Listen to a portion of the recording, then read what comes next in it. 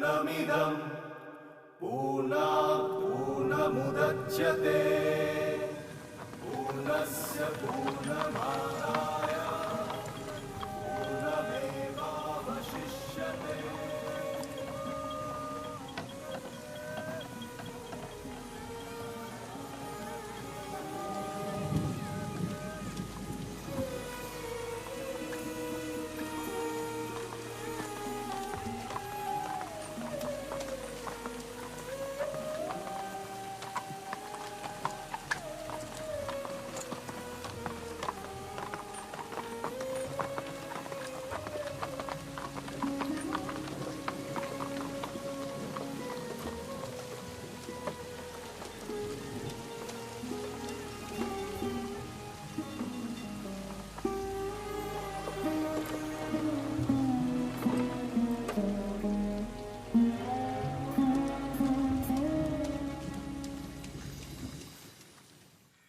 परेश बाबू जो करते हैं मौसी जी, वो सिर्फ मंत्र कंठस्थ करके नहीं किया जा सकता। मेरी कामना है कि मैं आपसे दीक्षा लूं। दीक्षा का ये प्रस्ताव कुछ दिन पहले आ गया होता तो हमें इतना अपमान और दुख न सहना पड़ता। अंतर्यामी जानते हैं कि आपका दुख अपमान सब मेरा है। कई बार कुछ ना करना ही बहुत बड़ा कर्तव्य होता है।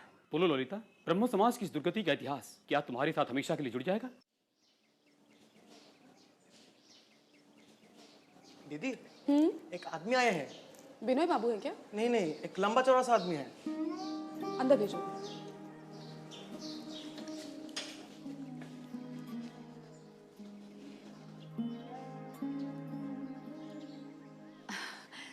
तुम्हारे बारे में तो इतना सुना है और आज आंखों देख लिया, लेकिन एक बात समझ में नहीं आ रही है, तुम्हारे जैसे किसी को कोई जेल में कैसे डाल सकता है?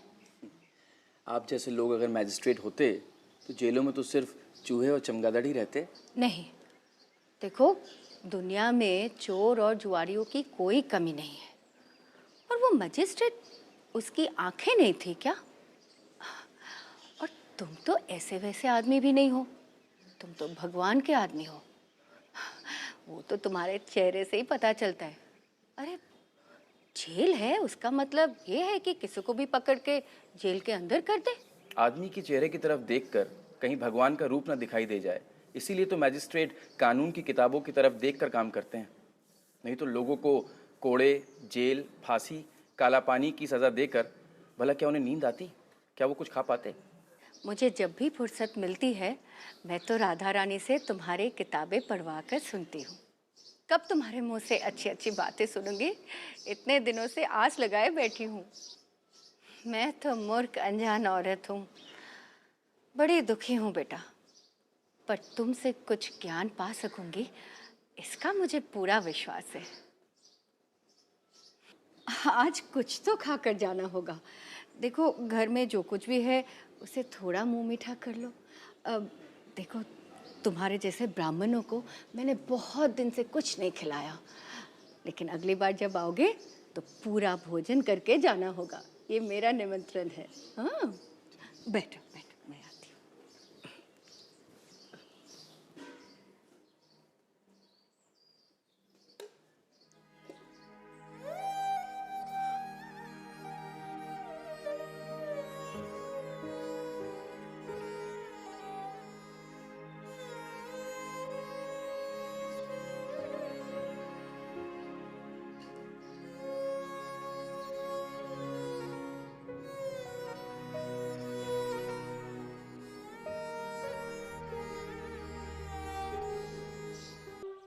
जी बिनोय आपके पास आया था? जी। उसके बाद मेरी उससे भेंट नहीं हुई, किंतु मुझे पता है वो आपके पास क्यों आया था। आप ब्राह्मो मत से उसका विवाह करवाना चाहती हैं, क्या ये ठीक है? क्या आप मुझसे ये आशा करते हैं कि मैं ब्राह्मो विवाह को ठीक न समझूं? देखिए, मुझे आपसे किसी भी छोटी बात की आशा नहीं है, ये आप जानती हैं। संप्रदाय के लोगों पर जितनी आशा की जा सकती है उससे कहीं अधिक आशा मैं आपसे करता हूँ। अपने दल में सदस्य बढ़ा लेना ही जिन ठेकेदारों का काम होता है, आप उस श्रेणी में नहीं आती, ये मैं दावे के साथ कह सकता हूँ। मेरी यही इच्छा है कि आप अपने मन को सही सही समझें। आप ये स्पष्ट रूप से समझ लें कि आप केवल एक दल तक सीमित नहीं हैं। लेकिन गौरमोहन बाबू, आप भी तो किसी दल के सदस्य हैं। मैं हिंदू हूँ, हिंदू कोई दल नहीं। हिंदू एक जाति है, इतनी बड़ी जाति कि उसका जातित्व आप एक परिभाषा में नहीं बांध सकते। जैसे समुद्र उसकी लहर नहीं, ठीक उसी प्रकार हिंदू भी कोई दल नहीं। पर अगर हिंदू कोई दल नहीं है तो इसमें गुटबंदी क्यों है? अगर आप किसी मनुष्य को मारने जाएंगे तो वो अपना बचाव क्यों करता है? इसलिए कि उसमें प्राण होते हैं। जी, सभी प्रकार के आघात सहने के बाद पत्थर ही चुप पड़ा रह सकता है। जी वो तो है, पर आप मुझे एक बात बताइए कि मेरा जो धर्म विश्वास है, अगर हिंदू उसे आक्रमण समझे तो आप मुझे क्या कहेंगे? तब मैं आपसे यही कहूँगा कि जिसे आप कर्तव्य समझ रही हैं वो हिंदू जाति की विराट सत्ता पर आक्रमण जान पड़ता है। आपको अच्छी तरह सोच कर देख लेना चाहिए कि आप किसी भ्रम या अंधता में तो नहीं हैं। चूहा जब जहाज़ की पेंदी में बिल खोदता है तो केवल अपनी सुविधा और अपनी प्रकृति को देखता है। वो ये नहीं सोचता कि इतने बड़े आश्रय में छेद कर देने से जो सुविधा उसे हो रही है उसकी तुलना में औरों के लिए वो कितनी असुविधा है। इसलिए आपको भी ये सोच कर देख लेना चाहिए कि आप केवल अपने दल के बारे में सोच रही हैं या संपूर्ण मानवता के। आप अपने दल के नियम सभी पर लागू करना चाहती हैं। आंखें बंद कर कर आप ये सोचना चाहती हैं कि मनुष्य में कोई वैचित्व नहीं, कि सभी लोगों ने केवल ब्राह्मण समाज की बही में अपना नाम लिखवाने के लिए जन्म लिया है। आप कैसे भारत के 20 करोड़ लोगों पर अपने समाज के नियम लागू करना चाहती हैं? इतने बड़े भारतवर्ष को आप कैसे एक सा सपाट समतल कर देना चाहती हैं? जिनका आप हित करना चाहते हैं उन्हीं से घृणा करके आप उन्हें पराया कर देते हैं। मेरी बातें शायद आपको कठोर जान पड़ेंगी, किंतु विरोधी समझकर अपने हृदय में मेरे प्रति विद्रोह का भाव न रखें। मैं आपको विरोधी समझता तो आपसे ये बात ही न कहता। आपके मन में जो स्वाभाविक उदार शक्ति है वो केवल एक दल तक सीमित रहे, ये बात सोचते हुए मुझे कष्ट होता है। गौरमोहन बाबू, आप मेरी परवाह बिल्कुल मत कीजिए। आप कहते जाइए ना, मैं समझने की कोशिश कर रही हूँ। अगर इस भारतवर्ष के लोगों को आप अब्राह्मण मानकर देखेंगी तो वो उनकी अवज्ञा होगी। सदियों से इस भारतवर्ष के लोग बड़ी बातें कहते आए हैं और बड़े बड़े काम भी करते आए हैं। ये सब एकाएक मिथ्या हो गया है। ऐसी कल्पना करना भी सत्य के प्रति अश्रद्धा है, नास्तिकता है। तो आप मुझे क्या करने की सलाह देंगे गौरमोहन बाबू? आपको ये सोच के देखना चाहिए कि हिंदू धर्म एक माँ की तरह विभिन्न मतों के लोगों को अपनी गोद में लेने का यत्न कर रहा है। हिंदू धर्म तो मूढ़ को मानता है, ज्ञानी को भी मानता है, और ज्ञान की केवल एक मूर्ति को नहीं मानता, वो तो विभिन्न मतों के विश्वास को मानता है। ईसाई धर्म वैचित्व को नहीं मानता, वो मानता है कि एक तरफ ईसाई धर्म है और एक तरफ अनंत विनाश, और वो इसमें किसी विचित्रता को नहीं मानता। हमने ऐसी ही ईसाई धर्म से शिक्षा पाई है, इसीलिए हिंदू धर्म की विचित्रता देखकर हम लज्जित होते हैं। इसीलिए इस ईसाई शिक्षा का फंदा काटे बिना हम हिंदू धर्म का सही परिचय नहीं पा सकते।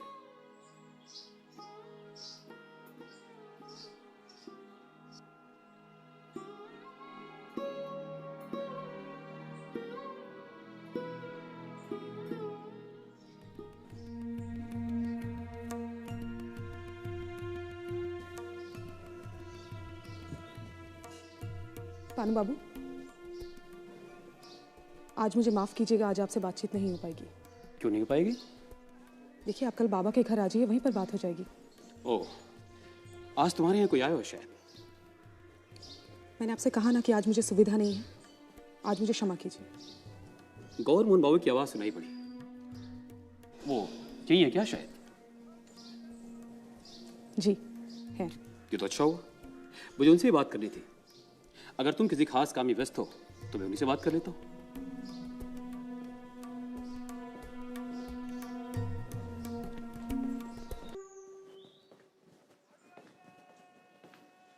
गौरमोहन बाबू,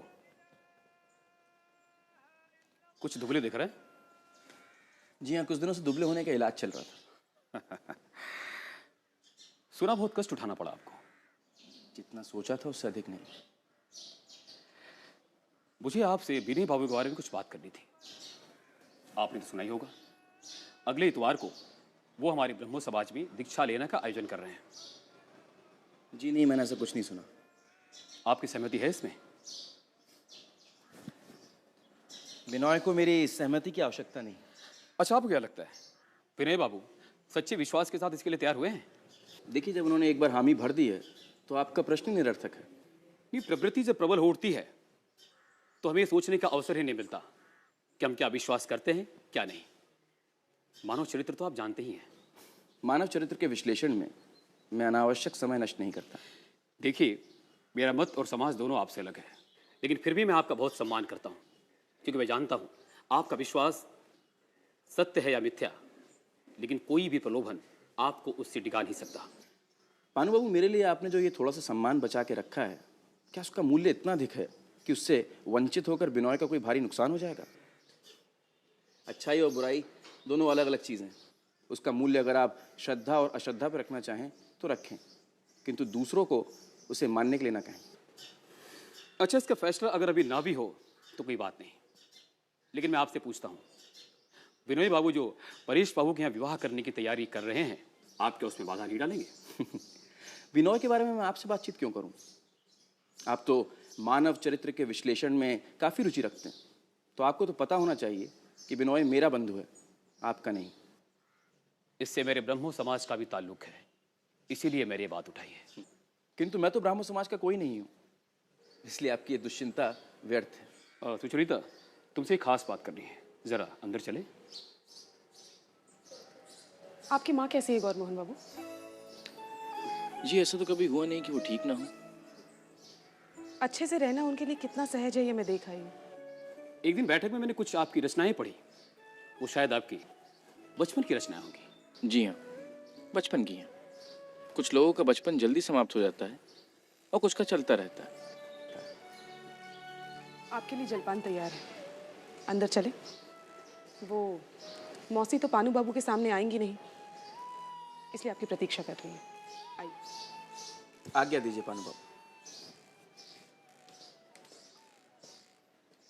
तो मैं तुम्हारा यही इंतजार करता हूँ।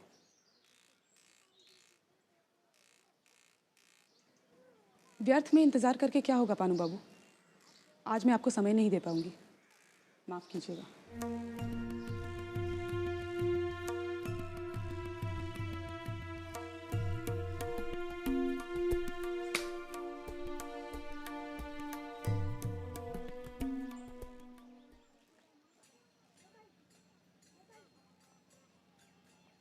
अरे विनोद, तू कब आया बेटा?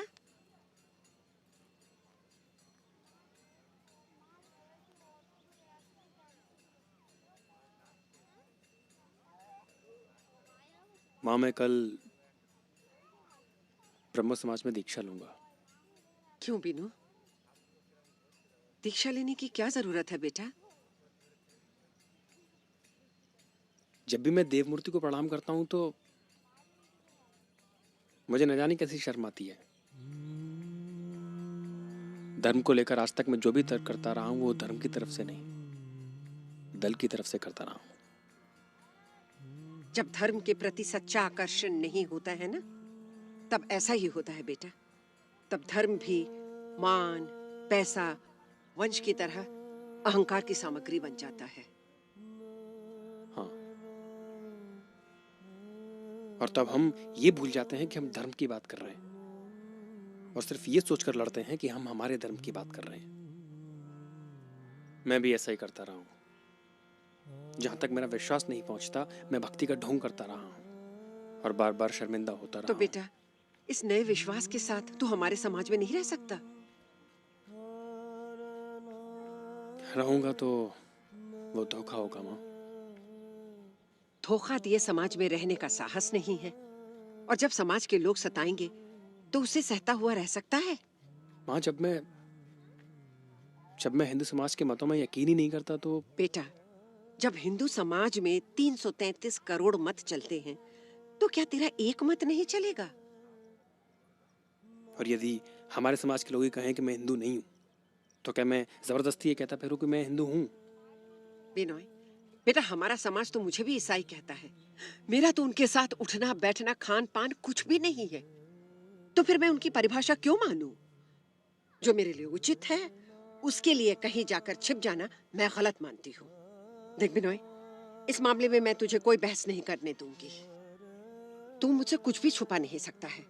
मुझे साफ दिख रहा है कि तू मुझसे बहस करने के बहाने अपने आप को बहलाने की कोशिश कर रहा है।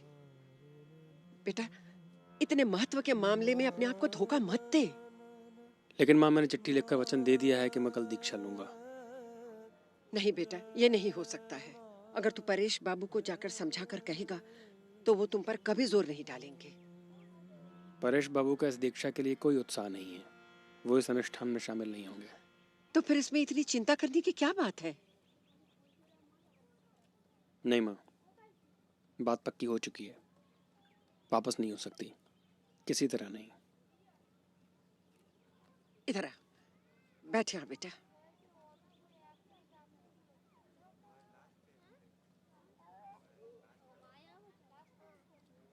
अच्छा एक बात बता, गोरा से बात हुई? नहीं, उससे भेंट नहीं हो पाई। वो घर पर नहीं है? सुचरिता के घर गया है शायद। सुचरिता के घर? वहां तो कल भी गया था।